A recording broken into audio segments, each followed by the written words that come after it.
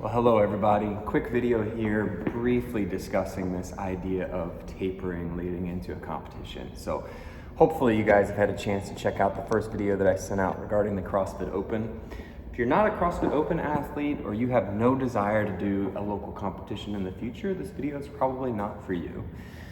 But if you have signed up for the CrossFit Open, or maybe you signed up for our STB Intramural Open, or maybe you have the desire to do a local competition at some point in the near future, hopefully this video will help. So I feel like the idea of tapering and or deload weeks are concepts that are kind of tossed around in the social media world regarding CrossFit quite frequently.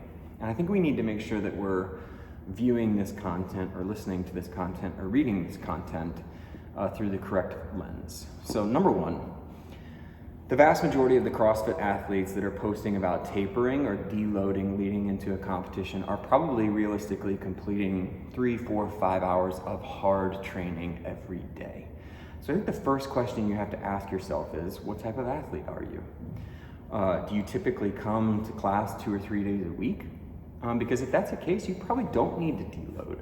You probably don't need to taper leading into the CrossFit Open because you're getting structured rest days throughout the week. However, if you are somebody that comes 4, 5, or 6 days a week, tapering leading into a competition, or in this case, the CrossFit Open, could be of benefit to you. I think the other thing that we need to keep tucked in the back of our mind is a lot of us were athletes growing up. We played soccer, we played softball, we danced competitively, we played football and baseball. And if you remember back to that training, a lot of us were spending 2 or 3, during the summer, maybe 4 or 5 hours a day training for our sport. So I don't think the vast majority of the people within these 4 walls need to get too distracted with the idea of tapering leading into a competition, because the majority of us, I mean, if you think about it, the vast majority of our workouts are between 8 minutes and 30 minutes long. On days where we have shorter metcons, we may have a 15-minute strength portion. You might do some auxiliary work with some cardio or a smaller metcon as auxiliary. The vast majority of the people that share the word in CrossFit are not training hard 3 or 4 hours a day. So I think we need to make sure we're viewing this stuff through the correct lens. That being said, I do think there is a way to kind of optimize performance leading into a competition. And remember, tapering is just this idea that you're kind of paring down your training leading into competition so that you can be rested, recovered, and ready to rock for competition day. So the next question you need to ask yourself is, which day of the week do you plan on completing the CrossFit Open workout? Are you going to do it on Friday? Are you going to do it on Saturday? Maybe you can only commit to coming on Sundays and getting it done. Maybe you're a hyper-competitive person and you think you might make it into the top 10% this year. So maybe you need to test the workout on Friday and then do it for real on Sunday.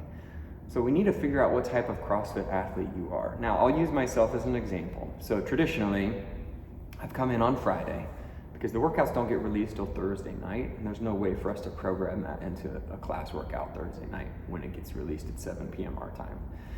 Traditionally, what I've done is I've come in on Friday and I've tested the workout, usually informal tests, so I can provide some constructive feedback to our athletes who are getting ready to do it for real on Friday, Saturday, and Sunday. And then I do it with a judge and my video camera for real on Sundays. So that's how I plan to do it. So my plan for this week is I'm going to take Wednesday as kind of a rest day. I might do some really light cardio, maybe some bike, some ski, some row. But Thursday, I'm actually going to get some training done. Now, I use that word specifically. I'm going to get some training done because remember, training is moderate load at moderate intensity. So I'm not going to come in here and do the class programmed metcon on Thursday as competition. I'm not going to crush the load. I'm not going to crush it for time.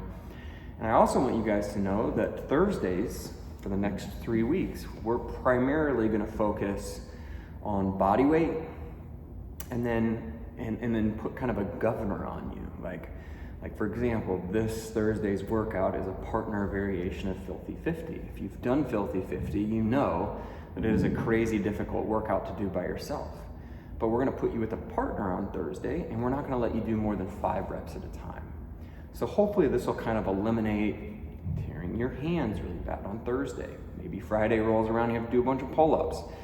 We don't wanna come in and do a bunch of like pistol squats on Thursday and blow up our knees, or a bunch of really heavy snatching on Thursdays to destroy our shoulders.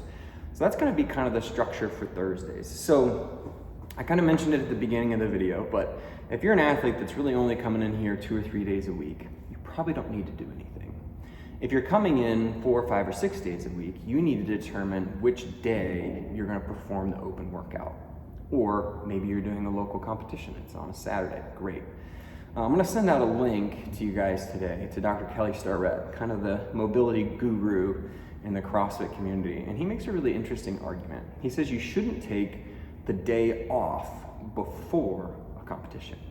So for me, I shouldn't take Thursday off. Why? Well, because it's the day before Friday when I'm gonna do the workout for the first time. He actually suggests that the optimal window is 36 to 48 hours prior to competition. So for me, again, I'm doing my workout on Friday. For me, that will be Wednesday. So I'm switching up my rest days this week. I typically rest on Sunday. I'm gonna bump my rest day to Wednesday. I'm gonna come in and get some training done, moderate load, moderate heart rate on Thursday, so that I can do the workout on Friday. I think I covered most of that. So yeah, it's kind of a quick rundown of it. You guys need to do what's best for you, but I think a lot of us, our training week, like by the time we get to Friday, Saturday, Sunday, we're in like the back half of our training week.